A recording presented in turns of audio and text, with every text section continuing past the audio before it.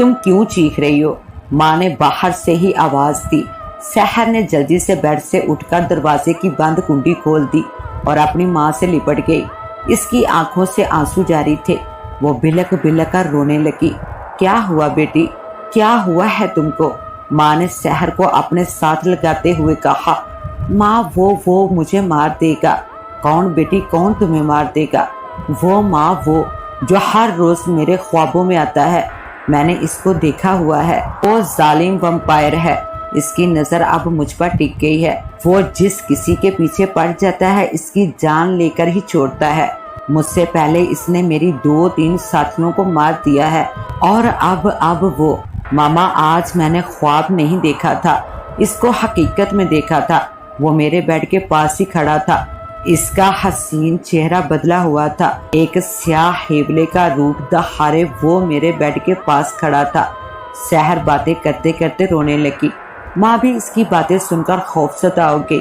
इसको भी कमरे से खौफसा महसूस होने लगा। वो बार बार कमरे की दरो दीवार को देखने लगी। फिर सहर से बोली, बेटी, तुमको मैंने कई बार मना किया था कि तुम उस जंगल में ना जाओ, लेकिन तुमने मेरी एक नहीं सुनी। अब तुमने मुझे भी परेशान कर दिया है। तुम कुछ भी नहीं जानती हो। मैं जानती हूँ ये जो असेबी चीजें होती हैं, ये किसी भी हसीन लड़की को देखकर इस पर आशिक हो जाती हैं और फिर इसको मार देती हैं।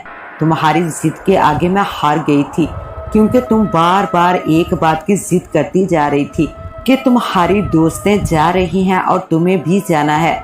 मैंने रोकना चाहा, लेकिन तुमने मेरी एक नहीं सुनी।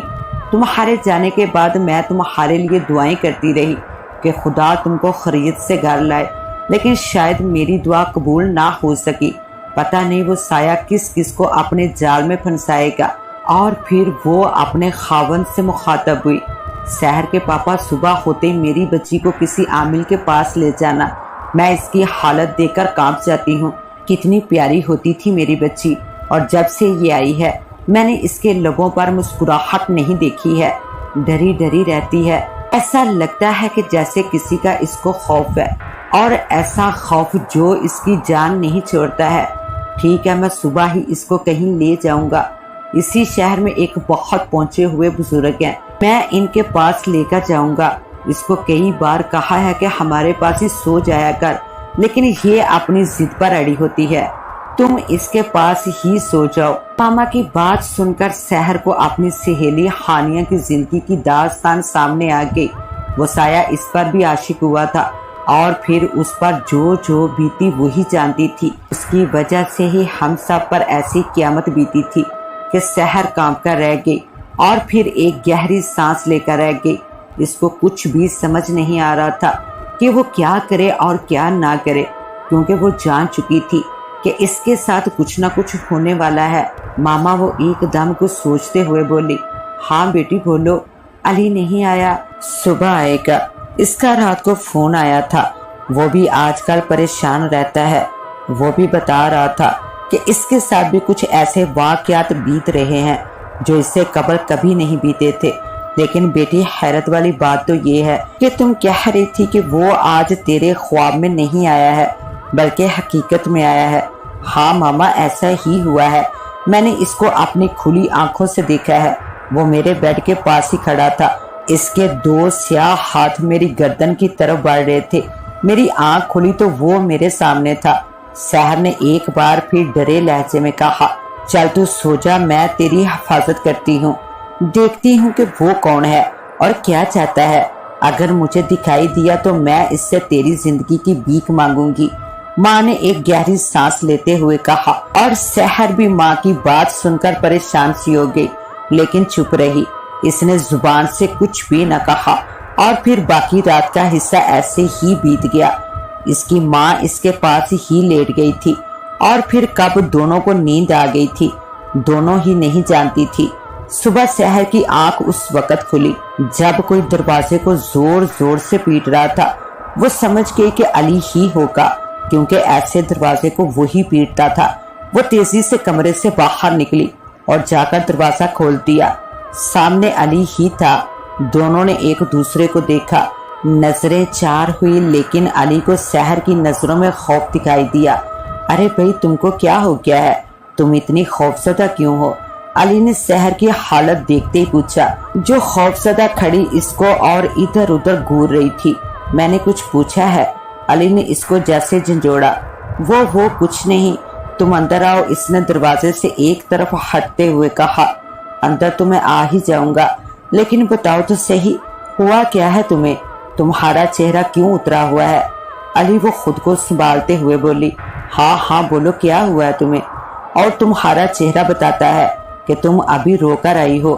ہاں روئی ہوں، اور بہت زیادہ روئی ہوں علی۔ وہ مجھے مار دے گا۔ کون مار دے گا تم کو؟ وہ علی، تم ہانیہ کی زندگی کے بارے میں جانتے ہو نا؟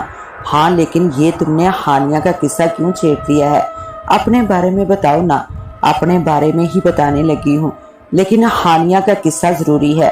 جس طرح وہ سایہ اس کے خوابوں میں آ کر اس کو پریشان کرتا تھا، پھر وہ حقیقت میں اس کے سامنے آنے لگا تھا، بالکل اسی طرح وہ کئی دنوں سے میرے خوابوں میں آتا رہا ہے، اور آج وہ خواب میں نہیں آیا تھا، حقیقت میں آیا تھا۔ میں نے اس کو اپنے کمرے میں اپنے بیڈ کے پاس دیکھا ہے۔ کیا علی اس کی بات سن کر پریشان ہو گیا۔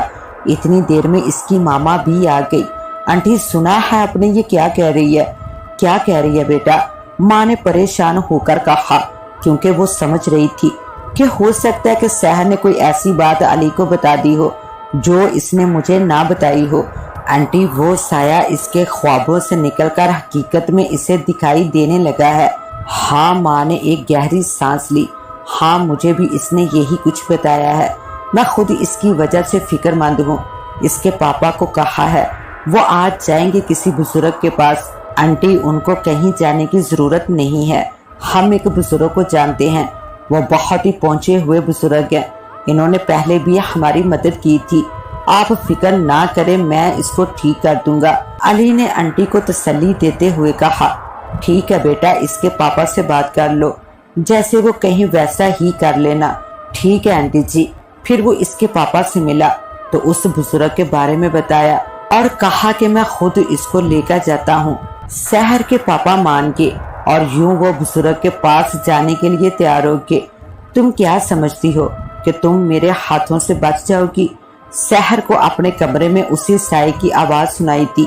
اس نے اپنی آنکھیں کھول لی اور سامنے کا منظر دیکھ کر وہ کانپ کر رہ گئی۔ وہ سایہ اس کے بیڈ کے پاس ہی کھڑا تھا۔ وہ چیخنا چاہتی تھی، لیکن خوف کی وجہ سے چیخ نہ پائی۔ اس کی سانسیں جیسے حلق میں پھنس کر رہ گئی۔ اگر تم بزرگ سے تعویذ لے آتی تو شاید تم کو مارنے کے لیے مجھے کتنے دنوں تک انتظار کرنا پڑتا۔ یہ تو اچھا ہوا ہے کہ وہ بزرگ تم کو ملے ہی نہیں۔ مجھے ایک خون کی ضرورت ہے۔ کئی دنوں سے مجھے کسی کا خون پینے کو نہیں ملا ہے، اور میری نظریں تم پر تھی، کیونکہ مجھے میرے چلے سے پتا چلا تھا کہ تمہارا خون میرے لیے اہم ہے۔ نہیں، تم مجھے مار نہیں سکتے ہو، سحر نے ڈرتے ہوئے انداز میں کانپتے ہوئے کہا۔ اس کے منہ سے ایک بھیانک کہکا بلند ہوا، تمہیں ہی تو مارنا ہے مجھے، تیرا ہی خون تو مجھے پینا ہے، بھلا تم مجھ سے کیسے بچ سکتی ہو؟ اتنا کہہ کر وہ سحر کے قریب ہونے لگا۔ سحر نے اٹھ کر بھاگنا چاہا، لیکن ناکام رہی۔ اس نے اس کی گردن سے مضبوطی سے پکڑ لیا اور پھر اس نے اپنے زہریلے دانت اس کی گردن میں رکھ دیے۔ سحر پوری طرح سے تڑپی اور پھر دھیرے دھیرے وہ اس کے ہاتھوں میں ٹھنڈی ہوتی چلی گئی۔ راج آمنہ نے ایک دم کانپتے ہوئے کہا، کیا ہوا؟ راج آمنہ کی بات سن کر ایک دم اٹھ بیٹھا۔ وہ دیکھو، لال آندھی چل رہی ہے، پورا آسمان لال ہو گیا ہے، یوں لگتا ہے کہ جیسے کسی بے گناہ کا قتل ہو گیا ہے۔ آمنہ نے آسمان کی طرف دیکھتے ہوئے کہا، اور راج نے بھی آسمان کی طرف دیکھا تو وہ بھی دیکھتا ہی رہ گیا۔ اتنے میں وہ لال آندھی جو آسمان پر چھائی ہوئی تھی اور چاروں طرف اپنے ساتھ گرد لیے آ رہی تھی، ان کے پاس پہنچ گئی اور اس میں ایک ہیولا ان کو دکھائی دیا۔ یہ ہیولا اسی کا تھا، ہاں، ان کے دشمن کا ہیولا۔ اس کے کندھے پر ایک لٹکتا ہوا ایک مردہ جسم تھا جس کی گردن کٹی ہوئی تھی۔ اس کے کپڑے خون سے تار ہو رہے تھے، اس کے بازو جھول رہے تھے، بال نیچے کو لٹک رہے تھے۔ وہ دونوں اس ہیولے کو دیکھ کر ڈر گئے۔ تم نے ٹھیک اندازہ لگایا ہے کہ کسی بے گناہ کا قتل ہوا ہے، اور وہ میں نے ہی کیا ہے۔ तुम्हारी एक साथी को मैंने कत्ल कर दिया है, इसका खून पीकर आया हूँ और अब इसका गोश्त खाऊंगा। इसने शहर के मुर्दा जिस्म को इनके सामने रखते हुए कहा, अब मुझसे कोई भी नहीं बच सकेगा। तुम लोगों की वजह से मैंने कई माह बहुत कर्ब में गुजारे हैं। तुम लोग अपनी ताकतें बढ़ाते रहे हो तो मैं भी अपनी ताकतें बढ़ाता रहा हूँ। अब देखता हूँ कि जीत किसकी होती है। एक एक करके मैं तुम सबको मार डालूंगा, किसी को भी जिंदा नहीं छोड़ूंगा। जिस तरह शहर का हाल किया है इसी तरह तुम सबका भी करूंगा। ये देखो, ये भी कल को तुम्हारी तरह ही जिंदा थी, लेकिन आज इसका खून मेरी रगों में उतर चुका है और अब इसका गोश्त भी मेरे पेट में जाएगा। बस इसके बाद इसका नामो निशान खत्म हो जाएगा कि कभी आपकी शहर भी दुनिया में आई थी, और ऐसे ही हाल आप लोगों का करूंगा। अब तुम्हारा कोई भी अमल, कोई भी चिल्ला मुझे कुछ भी ना कह सकेगा, क्योंकि जो चिल्ला मैं कर चुका हूँ वो तुम्हारे तमाम चिल्लों पर बारी है। यकीन नहीं आता तो एक झलक दिखाता हूँ। तो मोअज़्ज़ज़ नाज़रीन, इस कहानी का बकिया हिस्सा देखने के लिए पार्ट 2 का विजिट करें। इसके साथ ही अपनी होस्ट दुआ वाइस को दे इजाज़त।